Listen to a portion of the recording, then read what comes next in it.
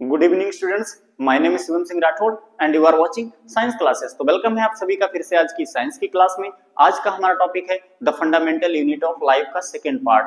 First part में मैंने आप लोगों को पढ़ाया था कि क्या होती है कोशिका, इसकी खोज किसने की, सजीव किससे बने होते हैं, क्या हमारे शरीर की सभी कोशिकाएं समान आकार की होती हैं। इन सभी प्रश्नों के उत्तर मैंने डिटेल में पिछली वीडियो में दिए हैं। जिन स्टूडेंट्स ने वो वीडियो नहीं देखा है तो उस वीडियो का लिंक मैं आज की इस वीडियो के डिस्क्रिप्शन में दे दूंगा, तो आप लोग पढ़ सकते हो। चलिए वीडियो शुरू करते हैं। आज का हमारा टॉपिक है द सेल ऑर्गन्स, कोशिकांग यानी कोशिका के अंग।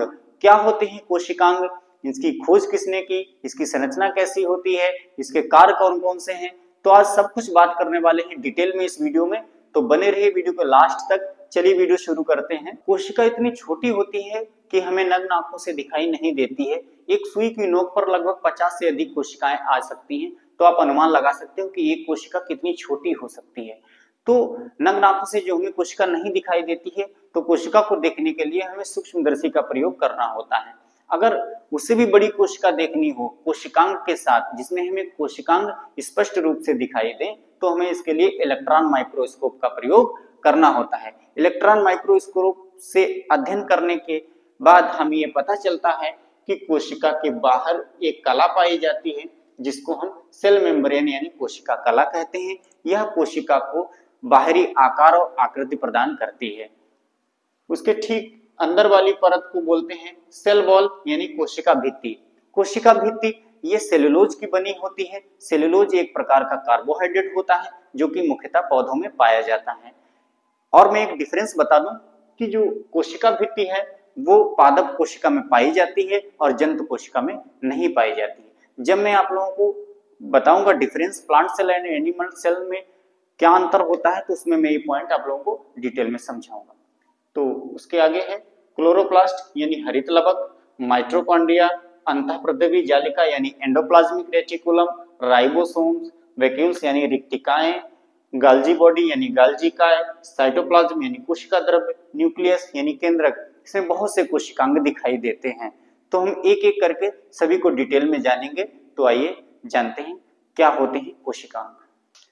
अब हम बात करेंगे parts of cell. Parts of cell, कोशिका के कौन कौन से पार्ट्स हैं उनके बारे में हम बात करेंगे डिटेल में। इनको हम 3 पार्ट्स में बांटते हैं। पहला है साइटोप्लाज्म यानी कोशिका द्रव्य, दूसरा है वोक्यूल्स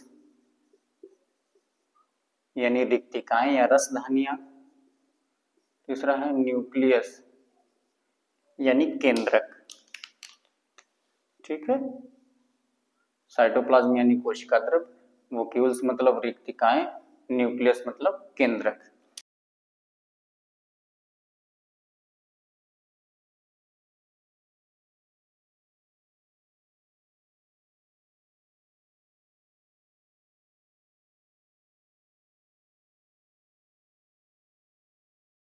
ओके, तो अब हम बात करते हैं कि पार्ट्स ऑफ सेल यानी कोशिका में कौन कौन से पार्ट्स पाए जाएंगे। पहला तो है साइटोप्लाज्म यानी कोशिका द्रव्य, दूसरा है वोक्यूल्स यानी रिक्तिका या रसदानी भी इसको बोलते हैं, अगला है न्यूक्लियस, न्यूक्लियस का मतलब केंद्रक, अगला है साइटोप्लाज्म यानी कोशिका द्रव्य में कौन कौन सी कोशिकांग होंगे उनकी बात करते हैं। प्रोटोप्लाज्म यानी जीव द्रव्य, प्रोटोप्लाज्म को हम जीव द्रव्य भी बोलते हैं, ठीक है हिंदी में।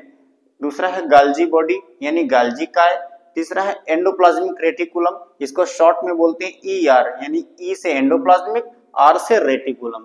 ईआर का मतलब होता है एंडोप्लाज्मिक रेटिकुलम। हिंदी होती है इसकी अंतःपरिद्रव्यी जालिका, अंतःपरिद्रव्यी जालिका। चौथा है राइबोसोम, पांचवा है लाइसोसोम, और छठा है माइटोकॉन्ड्रिया, और सातवां है लवक।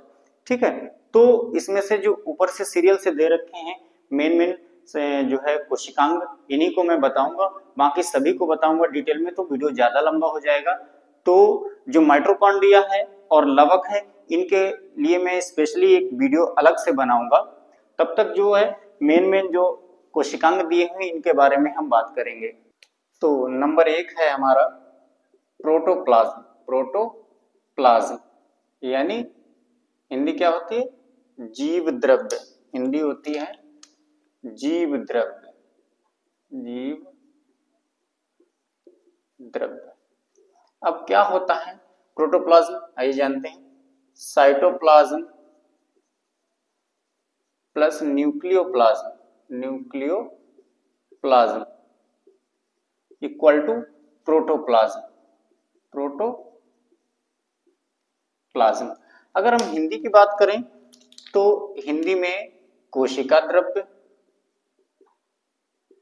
कोशिका द्रव्य प्लस केंद्रक द्रव्य, केंद्रक द्रव्य बराबर जीव द्रव्य, जीव द्रव्य। ठीक है,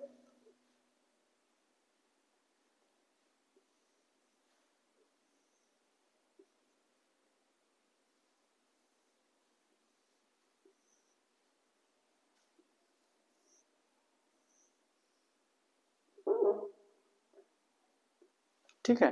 तो साइटोप्लाज्म यानी कोशिका द्रव्य प्लस केंद्रक द्रव्य, यानी कोशिका द्रव्य और केंद्रक द्रव्य दोनों को मिला के जीव द्रव्य होगा।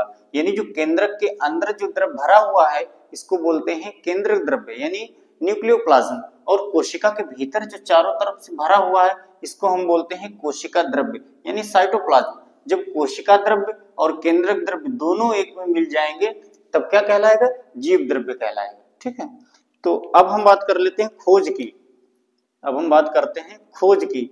तो सबसे पहले 1835 ईस्वी में एक साइंटिस्ट आए जिनका नाम था डुजार्डिन, डुजार्डिन नाम था। इन्होंने क्या किया, डुजार्डिन, इन्होंने सबसे पहले जीव द्रव्य की खोज की और सारकोड नाम दिया। क्या नाम दिया इन्होंने, खोज की, उसके बाद में सारकोड नाम दिया। फिर उसके बाद में साइंटिस्ट आए 1839 में, 1839 में, जिनका नाम था पुरकिंजे, पुरकिंजे, पुरकिंजे। ठीक है,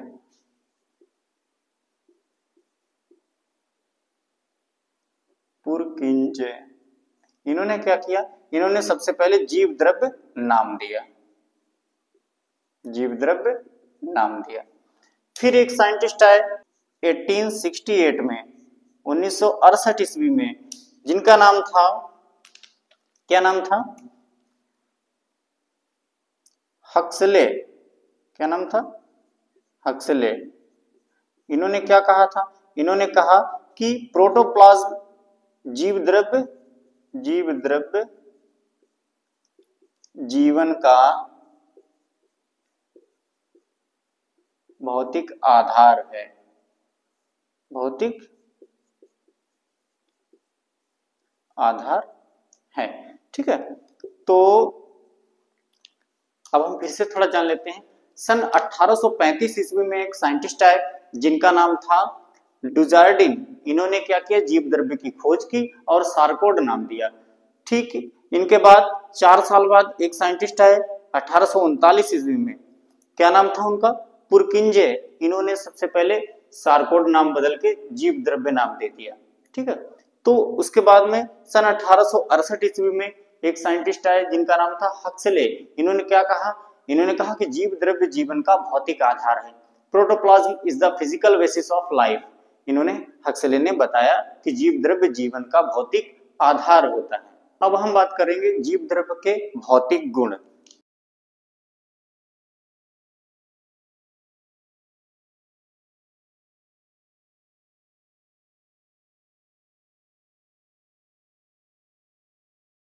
ओके, तो हम बात करते हैं जीव द्रव्य के भौतिक गुण यानी फिजिकल प्रॉपर्टीज ऑफ प्रोटोप्लाज्म। तो इसमें पहला पॉइंट है हमारा कि ये अर्धपारदर्शी होते हैं। तो पारदर्शी और अर्धपारदर्शी का मतलब क्या होता है, पारदर्शी का मतलब होता है इधर से उधर पूरी तरीके से दिखाई देना। ठीक है, तो अर्धपारदर्शी का मतलब होता है इधर से उधर का हल्का दिखाई देना, तो इसको अर्धपारदर्शी कहते हैं। ठीक, तो ये कैसा होता है, ये अर्धपारदर्शी पदार्थ होता है। दूसरा पॉइंट है हमारा, ये जल में अविलेय, यानी ये जल में कैसा है, अविलेय है, यानी जीव द्रव्य जल में घुलेगा नहीं, कैसा है, अविलेय है, किंतु जल की अत्यधिक मात्रा को अवशोषित कर लेता है। ये जल में घुलेगा नहीं, लेकिन जल की अत्यधिक मात्रा को अवशोषित कर लेगा। तो तीसरा पॉइंट है हमारा, जीव द्रव्य पर प्रकाश पुंज डालने पर इसके कण इधर उधर बिखर जाते हैं। जैसे प्रोटोप्लाज्म पर यानी जीव द्रव्य पर अगर हम प्रकाश की किरणें डालेंगे तो इसके कण इधर उधर बिखर जाएंगे। अगला पॉइंट है हमारा कि 60 डिग्री टेम्परेचर पर जो है जीव द्रव्य स्कंदित हो जाता है, यानी अगर टेम्परेचर जहां का भी टेम्परेचर 60 डिग्री होगा वहां के जीव जो है वो नष्ट हो जाएंगे। क्यों? क्योंकि 60 डिग्री पर कोशिकाएं स्कंदित हो जाती हैं, अर्थात जीव द्रव्य स्कंदित हो जाता है। और जीव द्रव्य किसमें पाया जाता है? कोशिकाओं में पाया जाता है। और कोशिकाएं किसमें पाई जाती हैं? जीवों में पाई जाती हैं। तो क्या होगा कि 60 डिग्री टेम्परेचर पर जीव द्रव्य स्कंदित हो जाएगा, अर्थात फट जाएगा, तो जिससे कोशिकाएं नष्ट हो जाएंगी, और कोशिकाएं नष्ट होंगी तो जीव भी नष्ट हो जाएंगे। ओके, तो अब हम बात करते हैं जीव द्रव्य के रासायनिक गुण, केमिकल प्रॉपर्टीज ऑफ प्रोटोप्लाज्म। यानी जीवित अवस्था में जीव द्रव्य का पूर्ण अध्ययन करना संभव नहीं है, किंतु विभिन्न प्रयोगों के आधार पर यह ज्ञात हुआ है कि जीव द्रव्य में कार्बन, ऑक्सीजन, हाइड्रोजन और नाइट्रोजन आदि तत्व प्रमुख रूप से पाए जाते हैं। इसके अतिरिक्त 30 अन्य तत्व भी सूक्ष्म मात्रा में जीव द्रव्य में पाए जाते हैं। अगर हम बात करें जीव द्रव्य के जैविक गुण की, बायोलॉजिकल प्रॉपर्टीज ऑफ प्रोटोप्लाज्म की, तो जीव द्रव्य में सभी क्रियाएं जैसे गति, वृद्धि, उत्सर्जन, अनुकूलन आदि संपन्न होती हैं। तो नंबर 2 है हमारा गाल्जी बॉडी यानी गाल्जी काय। गाल्जी काय क्या होता है? गाल्जी काय एक कोशिकांग है जो कि कोशिका में पाया जाने वाला एक अंग है। इसकी संरचना कैसी होती है ये आप लोग देख सकते हैं, सामने बनी हुई ये संरचना है। अब इसके बारे में हम जान लेते हैं इसकी खोज किसने की। तो मैं आप लोगों को बता दूं कि सन 1898 ईस्वी में एक साइंटिस्ट थे जिनका नाम था कैमिलो गॉल्जी। क्या नाम था? Camillo Golgi. इन्होंने सर्वप्रथम गाल्जी काय की खोज की और इनका नाम था कैमिलो गॉल्जी। इन्होंने अपने नाम पर ही इसका नाम रख दिया गाल्जी काय।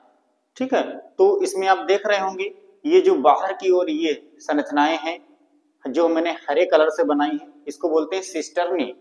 ठीक है, और जो लाल कलर से मैंने बनाई है ये है वोक्यूल्स यानी रिक्तिकाएं, और ये नीले से मैंने हल्की बिंदी के समान रचनाएं बनाई हैं इनको बोलते हैं वेसिलस, इनको हिंदी में बोलते हैं पुटिकाएं। ठीक है, तो अब मैं बात करता हूं कि एक बहुत ही मोस्ट इंपॉर्टेंट पॉइंट मैं आप लोगों को बताने जा रहा हूं, उसको नोट कर लेना। ये मोस्टली एग्जाम में पूछा जाता है कि पौधों में पाए जाने वाले गाल्जी काय को किस नाम से जानते हैं? तो आपका सही जवाब होगा डिक्टियोसोम।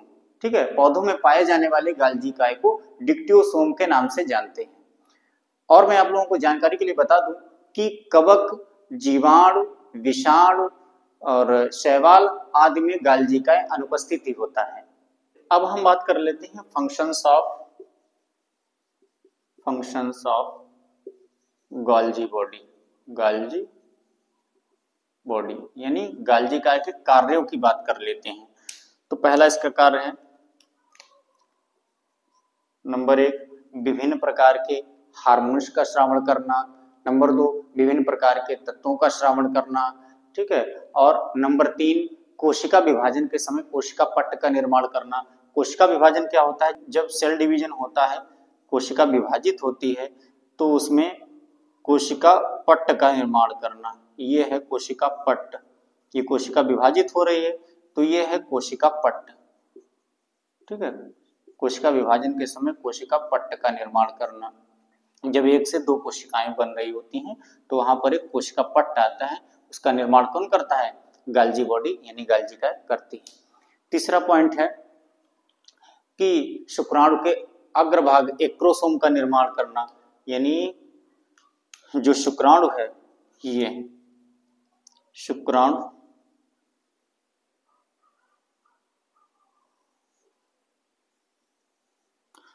का जो अग्रभाग है जिसको हम बोलते हैं, क्या बोलते हैं? एक्रोसोम बोलते हैं। एक्रोसोम ये वाला एक्रोसोम इसका भी कौन निर्माण करता है? गाल्जी बॉडी ही निर्माण करता है।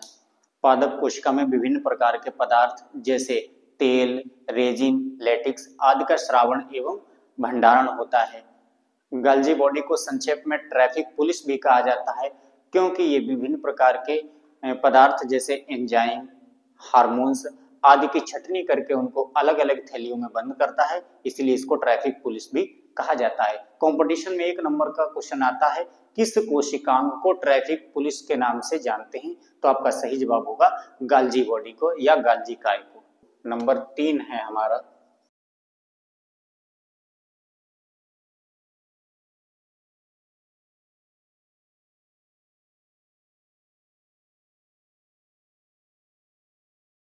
यानी एंडोप्लाज्मिक रेटिकुलम, पूरा नाम है इसका एंडोप्लाज्मिक रेटिकुलम, इसको शॉर्ट में जानते हैं ईआर के नाम से भी जानते हैं। हिंदी होती है अंतःप्रद्रवी जालिका।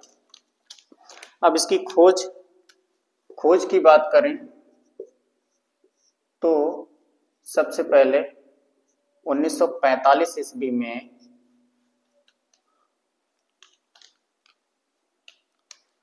अल्बर्ट क्लाउड और कीथ पोर्टर ने की थी। ठीक है, यानी अगर हम बात करें कि एंडोप्लाज्मिक रेटिकुलम अंतःप्रद्रवी जालिका की खोज किसने की थी, तो 1945 ईस्वी में अल्बर्ट क्लाउड और कीथ पोर्टर नामक 2 साइंटिस्ट थे। इन्होंने अंतःप्रद्रवी जालिका की खोज की। अब हम इसकी संरचना के बारे में जान लेते हैं। आप लोग देख रहे होंगे केंद्र की बाह्य कला पर लाल रंग से जो मैंने संरचना बनाई है, ये अंतःप्रद्रवी जालिका ही है। ये क्या करती है? ये कोशिका का कंकाल तंत्र बनाती है, कोशिका का कंकाल बनाती है, यानी कोशिका को अंदर से साइज प्रदान करती है। On the basis of ribosome, यानी राइबोसोम के आधार पर ये 2 प्रकार की होती हैं। कितने प्रकार की होती हैं? 2 प्रकार की होती हैं। एक RER और एक SER, मतलब स्मूथ एंडोप्लाज्मिक रेटिकुलम।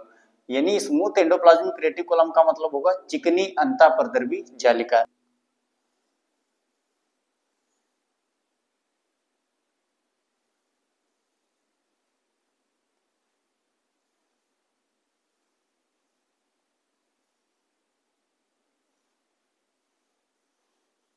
ठीक है, इसके ऊपर क्या होंगे? राइबोसोम पाए जाएंगे।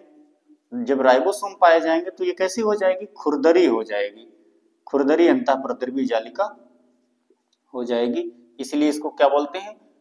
रफ एंडोप्लाज्मिक रेटिकुलम, यानी RER। ठीक है, और उधर हम बात करते हैं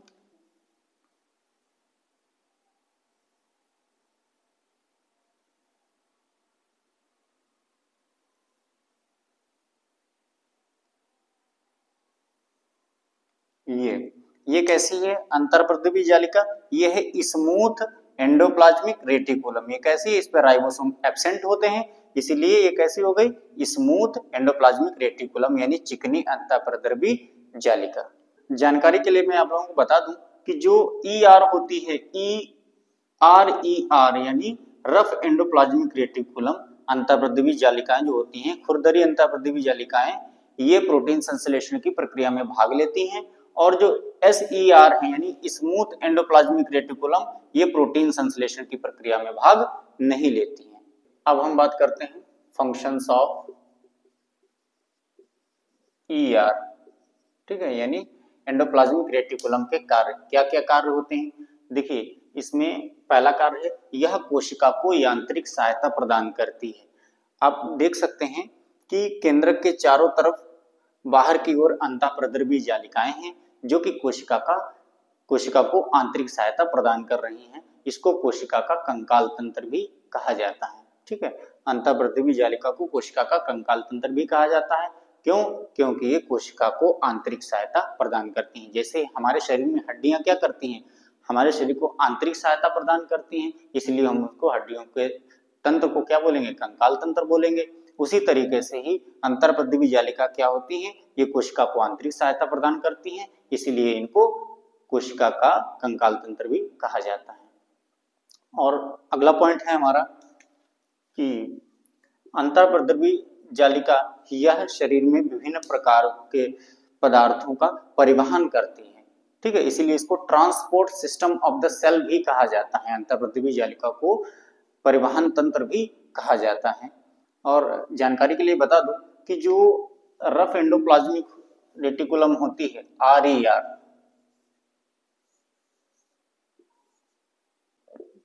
जिस पर राइबोसोम पाए जाते हों, उसको क्या बोलेंगे?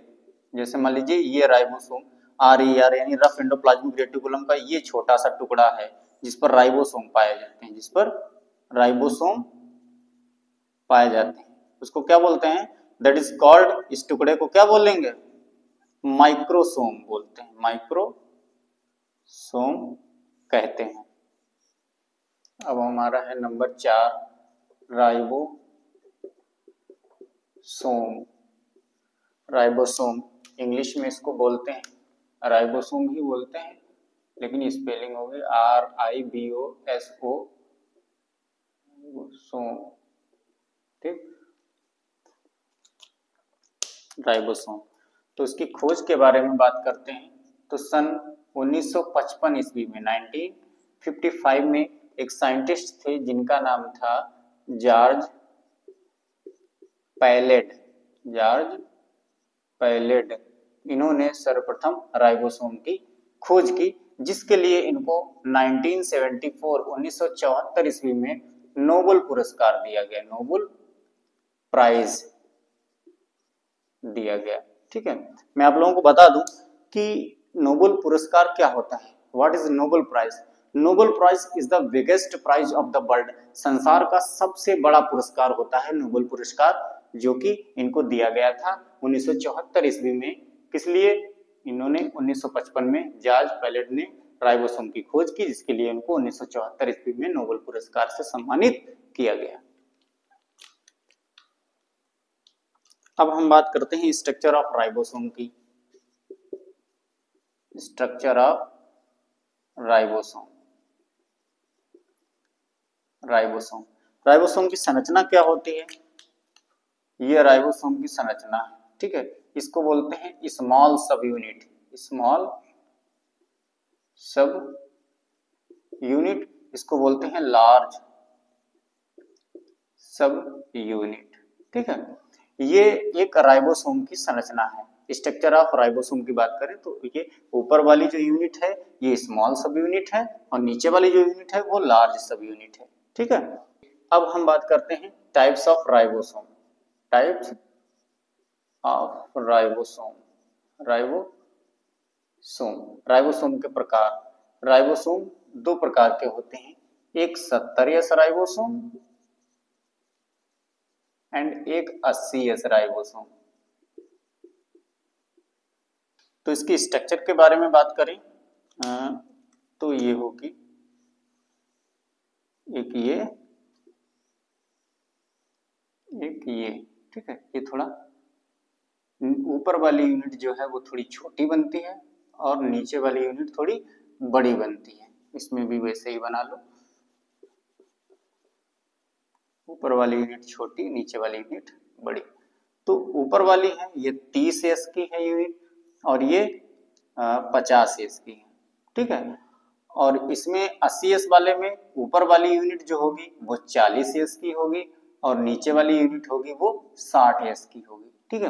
वैसे तो आपका एक क्वेश्चन दिमाग में आपके उठ रहा होगा कि सर आपने इसमें बताया 70S का राइबोसोम, तो ये तो 50-30 80S का राइबोसोम हो रहा है, और इधर आपने बताया 80S का राइबोसोम, तो ये 40 ऊपर वाली यूनिट 40S और नीचे वाली जो है यूनिट 60S, तो ये तो हो रही है 60-40 100S की राइबोसोम हो रही है, लेकिन आपने लिखाया है 80S।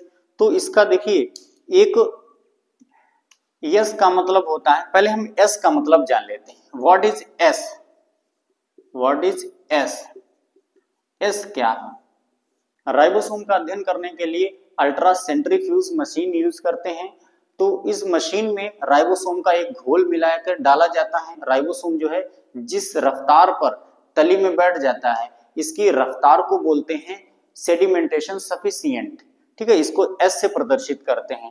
जिस रफ्तार पर ये तली में राइबोसोम बैठते हैं, उस रफ्तार पे ही इनकी जो है यूनिट को नोट कर लिया जाता है कि किस रफ्तार पर कौन सी यूनिट तली में बैठी है। जैसे ऊपर वाली यूनिट है 30 s की रफ्तार पर तली में बैठी है, तो इसको 30 s बोल दिया गया। ये 50 s की रफ्तार में तली में बैठी है, तो इसको 50 s बोल दिया। एस का मतलब होता है अल्ट्रा सेंट्रीफ्यूज मशीन की एक रफ्तार होती है जिसको बोलते हैं सेडिमेंटेशन सफिशिएंट, इसको एस से प्रदर्शित करते हैं। अगली हेडिंग है हमारी functions of ribosome. Functions of ribosome यानी राइबोसोम के कार्य, राइबोसोम के कार्य। तो इसमें सबसे मेन मुख्य कार्य है राइबोसोम का कि ये प्रोटीन संश्लेषण करता है, प्रोटीन संश्लेषण की प्रक्रिया में भाग लेता है। ठीक है, तो इसका ये प्रमुख कार्य हो गया।